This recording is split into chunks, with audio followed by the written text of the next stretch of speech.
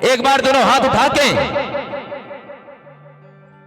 बोल माता सुभद्रा दाई की। क्या बात।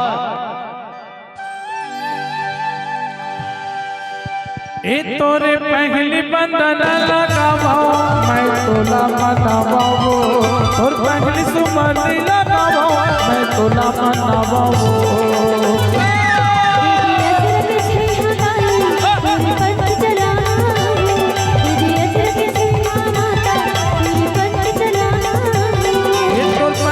बंधन लगावो मैं तोला मनावो, और पहली सुमति लगावो मैं तोला मनावो।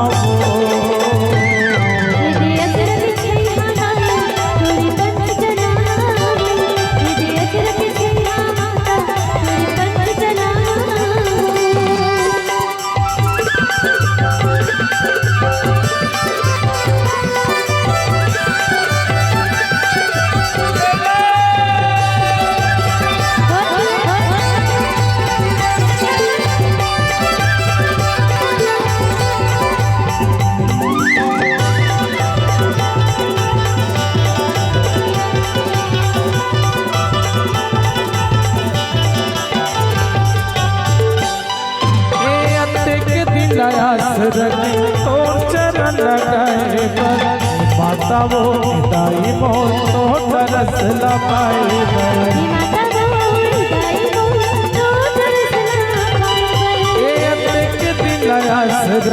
तोर चरण लगाए पर माता वो दाई मोर तो तरस लगाए पर।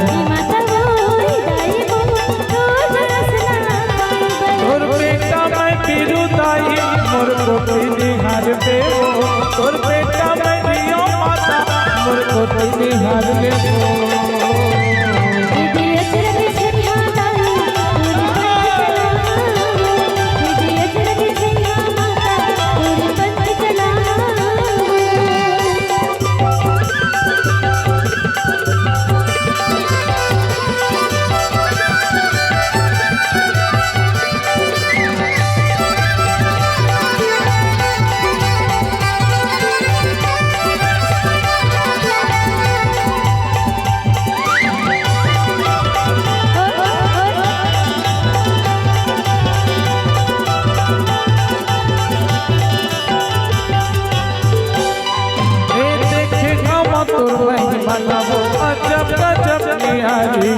गुरु बाबा के बेटी सुभद्रा जन के उपकारी, गुरु बाबा के बेटी सुभद्रा जन के उपकारी।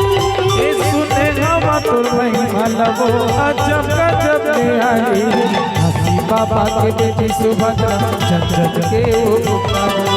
गुरु बाबा के बेटी सुभद्रा जन के उपकारी। तोर चरण माथ नमावा कलियर पांच खावो, तोर चरण माथ नमावा कलियर पांच खावो।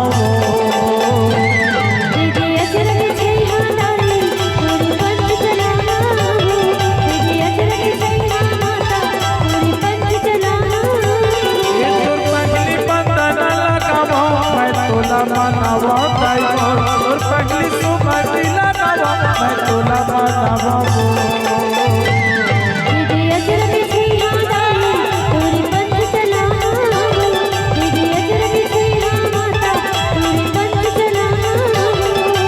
अचरज छैहा दाई और नाम चलावो।